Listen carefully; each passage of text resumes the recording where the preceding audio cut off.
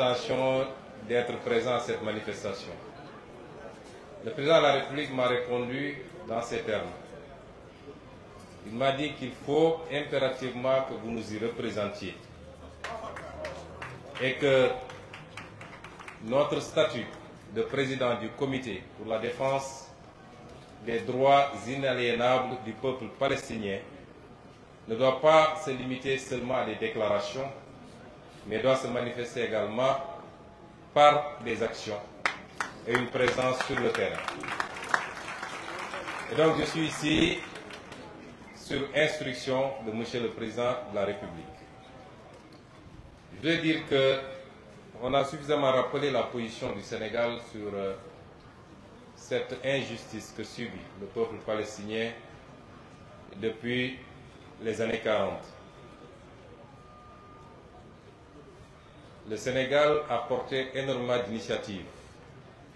Je rappelle qu'en 1971, le président Léopold Sédar Senghor était à la tête d'une délégation composée du président Mobutu du Zaïre, du président Ahidjo du Cameroun et du président Goen du Nigeria. Immédiatement après la guerre des 6 jours, où toutes les initiatives de négociation avaient échoué, le président Senghor avait conduit une délégation qui s'est rendue en Israël, au Palestine, avait discuté avec feu le président Yasser Arafat et la première ministre de l'époque, Golda Meir, laquelle initiative avait abouti presque à un accord sur le Golan, sur le Sinaï et sur la Cisjordanie. Il a été convenu que l'ambassadeur d'Israël allait, lors d'une allocution sur la tribune des Nations Unies, présenter cette solution africaine à l'initiative du Sénégal qui devait consacrer la paix définitive.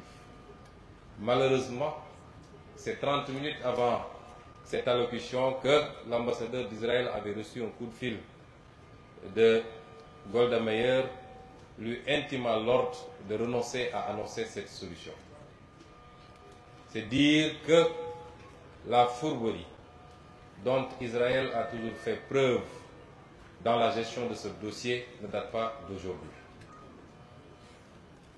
Le Sénégal a continué, et c'est ce qui a justifié en 1975, lors de la création de ce comité, que toutes les initiatives aient concouru à désigner le Sénégal comme président de ce comité, laquelle présidence est assurée par notre pays jusqu'au moment où je parle sous la direction du président Bassirou Diomaye Diakhar Faye.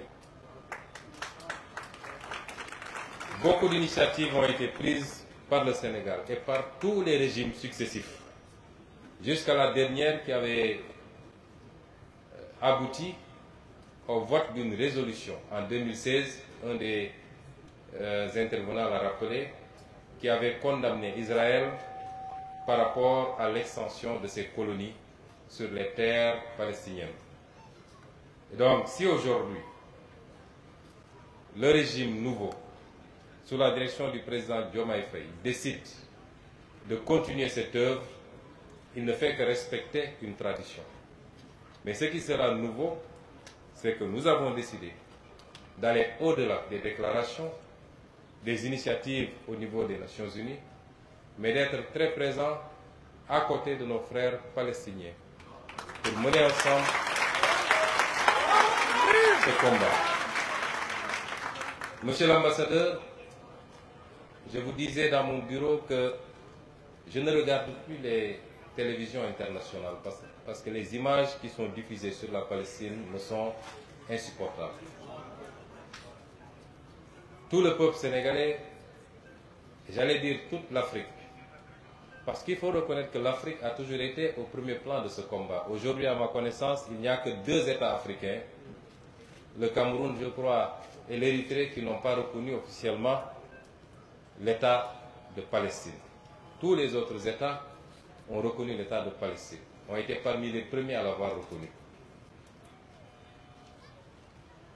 Nous sommes ici dans le cadre d'une manifestation de soutien au peuple palestinien Et ce qui semble le plus visible, c'est que c'est l'aspect religieux. Cette religion que nous partageons avec la majorité du peuple palestinien. Je voulais dire simplement que pour combattre une injustice, de tous ceux qui participent à un combat contre l'injustice, les motivations peuvent être plurielles.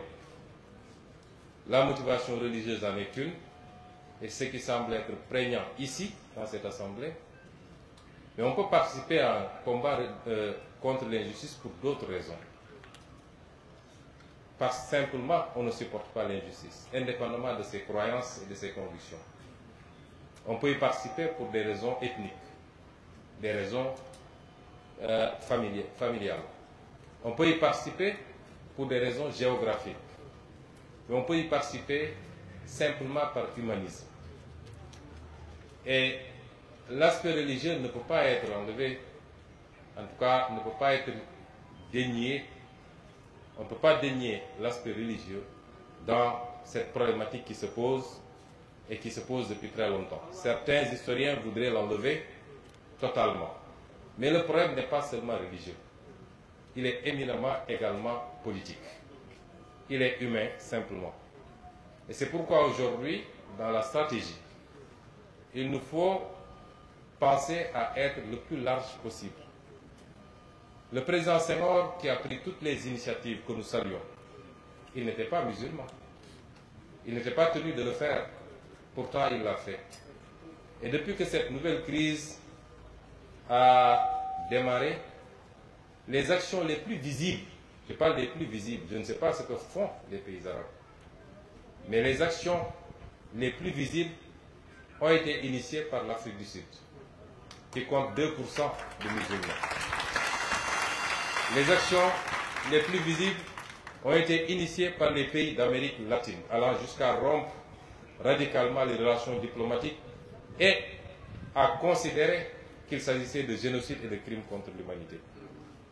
Là où beaucoup de pays considérés comme musulmans sont restés à fond. Et c'est pourquoi la dimension politique dans le combat que nous menons est extrêmement importante. J'irai même beaucoup plus loin, puisque il y a matière, quelquefois, à relativiser la dimension religieuse. Des personnes, des milliers de personnes de confession juive ont violemment manifesté contre l'extermination qui se passe actuellement en Palestine.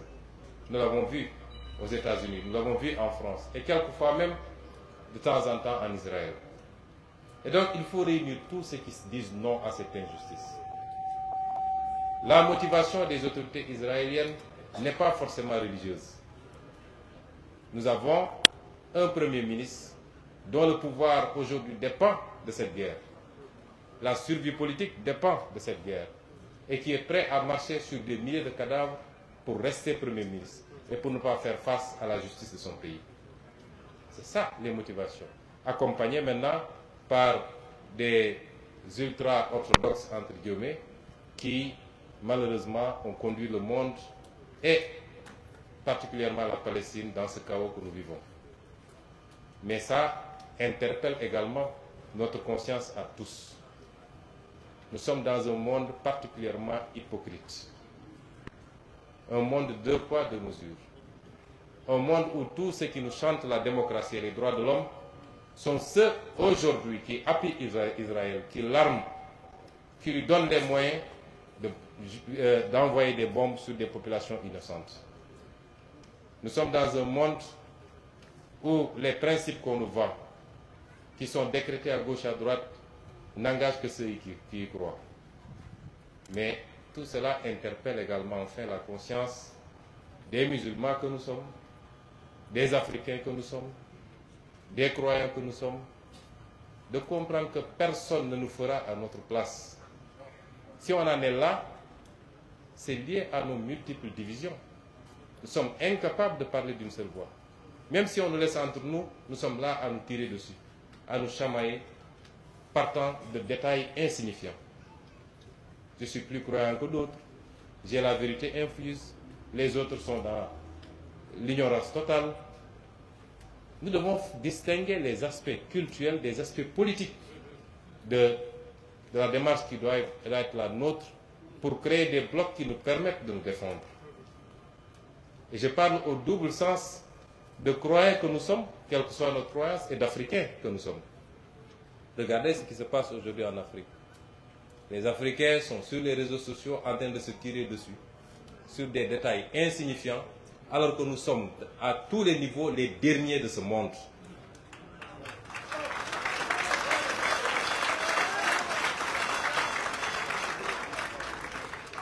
Et pour les croyants, c'est la même chose.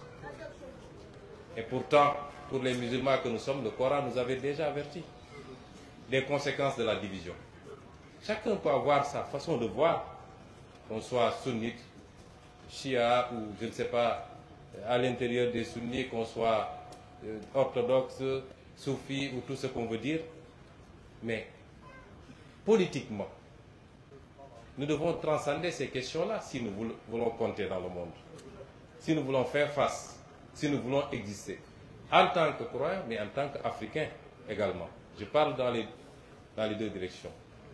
Et ce qui arrive aujourd'hui à la Palestine, qui arrive ailleurs, parce qu'ailleurs aussi, il y a des musulmans qui sont martyrisés.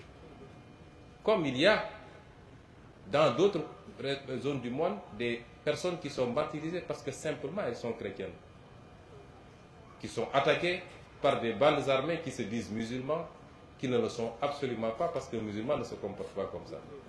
Mais si l'on veut faire face à toutes ces situations-là, il nous faut transcender nos petites différences. Le monde aujourd'hui fonctionne sur la base de la puissance et des blocs. Pourquoi le monde entier, le monde occidental entier, ne peut aujourd'hui, ne peut pas faire grand-chose face à Vladimir Poutine? Pourquoi? Parce qu'il y a la puissance. Pourquoi on ne le ferait pas par rapport ou vis-à-vis de la Chine? Parce qu'il y a la puissance.